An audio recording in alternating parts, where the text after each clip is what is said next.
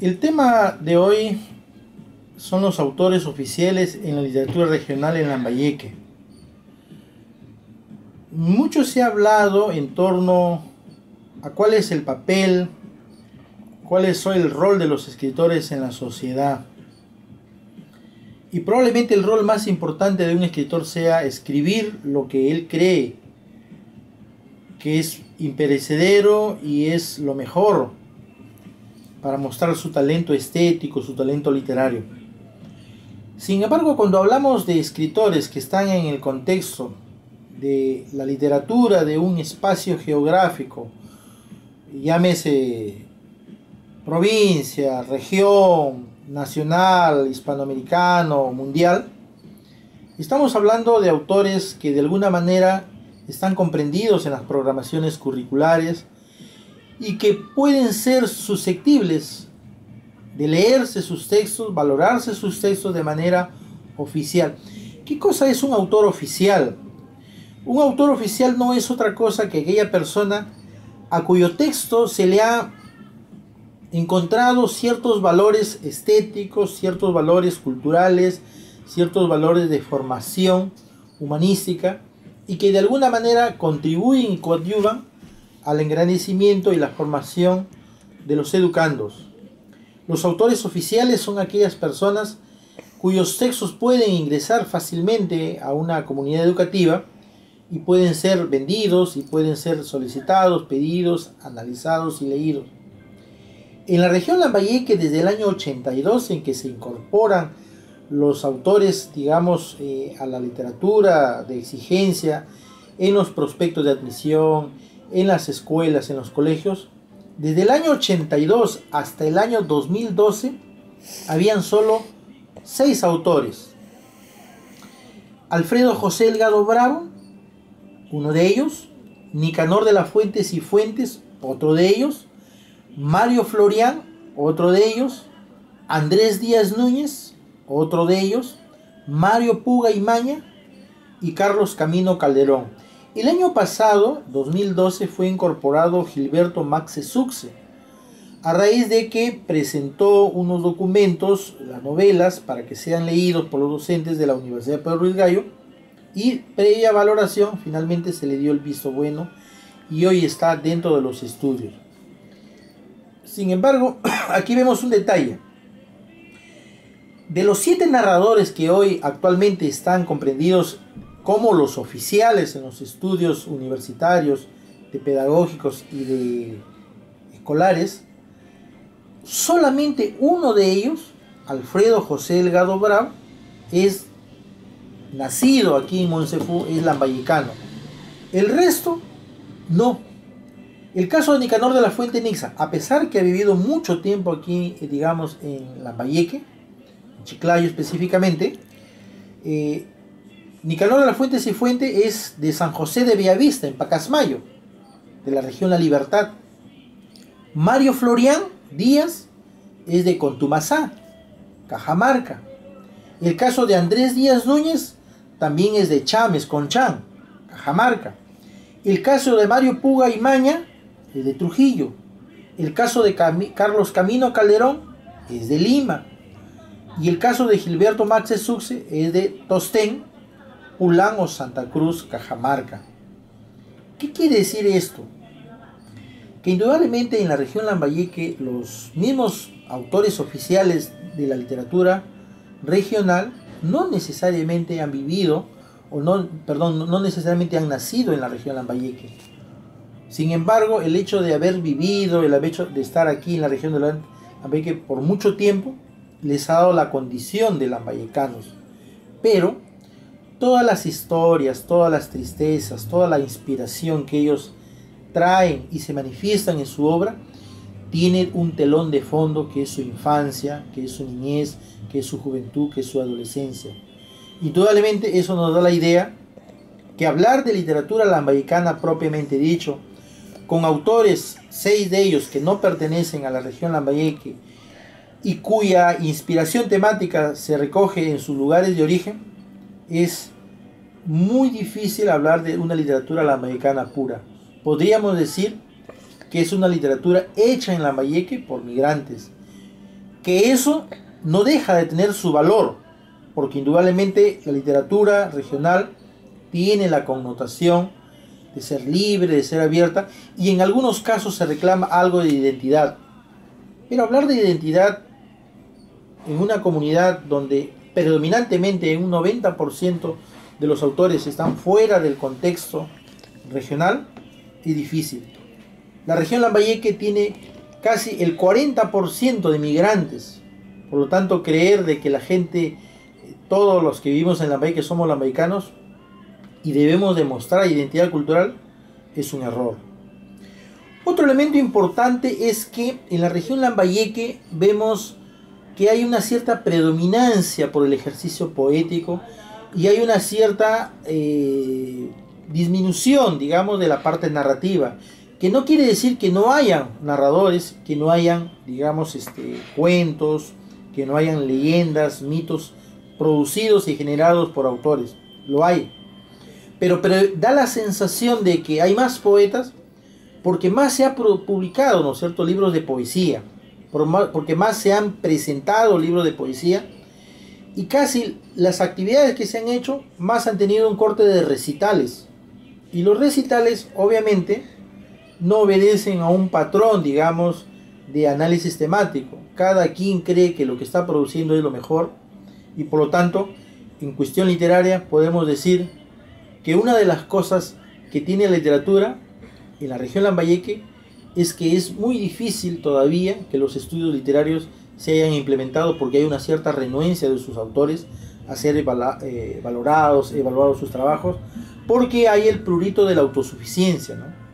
Yo escribo y no necesito pedirle a nadie un comentario, no necesito a nadie pedirle una opinión. Y eso obviamente ha llevado a que gran parte de la poesía que se produce en la región Lambayeque todavía no tiene valoración. Y estos autores, indudablemente que están incorporados ya en la currícula oficial, han pasado por un tamiz, digamos, sobre de qué manera los textos que ellos producen, los textos que ellos ponen, digamos, en el espacio escolar, de qué manera contribuyen a lo que es cimentar lo que son los valores, cimentar lo que es la parte estética, cimentar lo que es la identidad. Y de alguna manera, el caso de Alfredo José, el caso de Nicanor de la Fuente, el caso de Mario Florián, el caso de Andrés Díaz Núñez, de Mario Puga y Maña, de Carlos Camino Calderón, tienen esa connotación. Sus trabajos, tanto poéticos como narrativos, tienen un nivel, digamos, pedagógico, un nivel estético y un nivel axiológico que permite de que sean analizados y sean valorados en el espacio regional.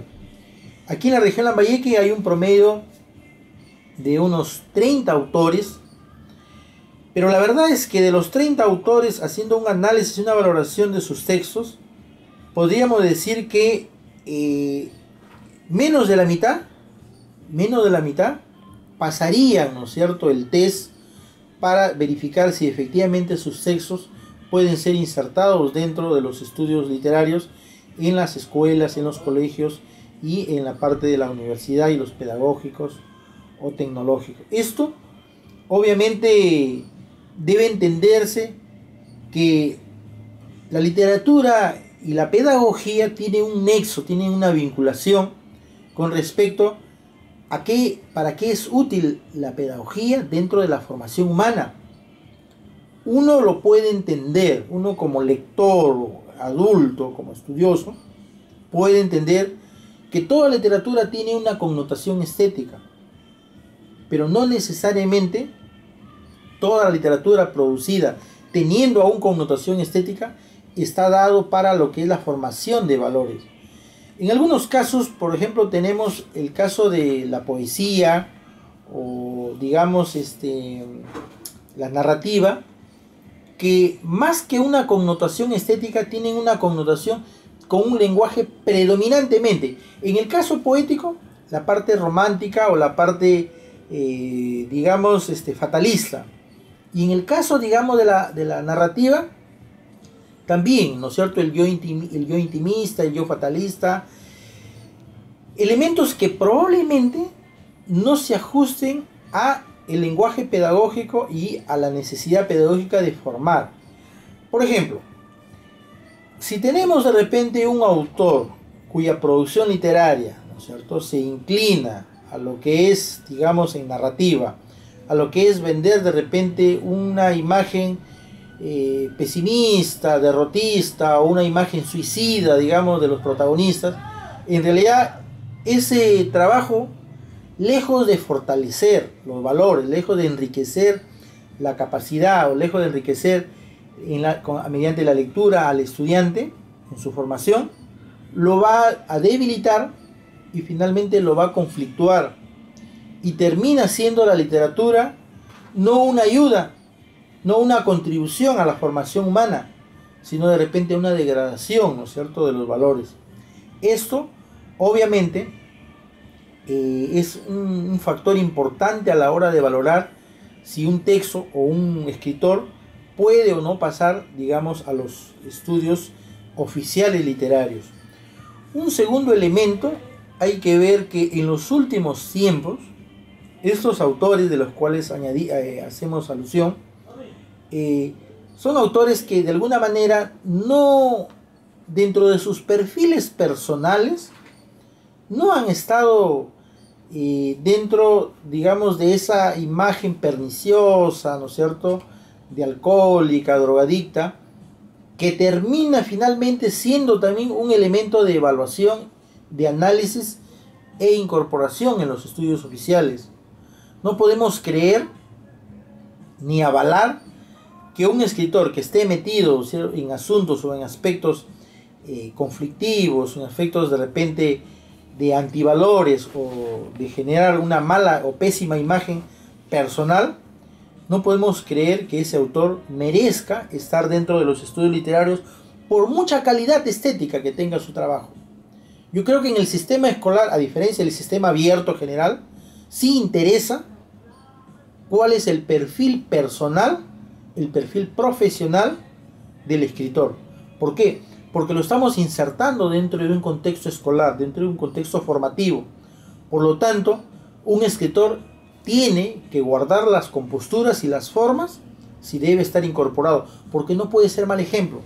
En el sistema educativo no puede ser que un escritor, por muy bueno que sea, necesariamente tenga que estar, digamos, incorporado.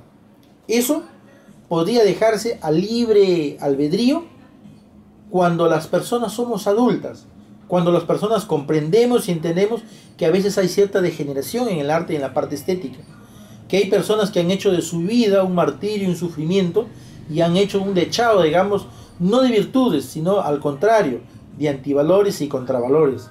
En el sistema educativo, esas formas deben preservarse y evitar que los estudiantes tengan contacto de repente con este tipo de escritores que, lejos de formarlos, los deforman. Esto digo porque estamos buscando que en el contexto los autores que escriban tengan un nicho de mercado, tengan, digamos, dónde vender lo que producen, donde lo que editan. Porque finalmente, ¿qué es lo que ocurre? ¿Cuál es la realidad acá? Dado que en el contexto regional no hay un apoyo editorial por parte de las entidades del Estado, por el empresariado privado, sabemos que el 95% de los libros que se editan, que se producen, que se presentan en la región Lambayeque, son costeados con el propio peculio del escritor.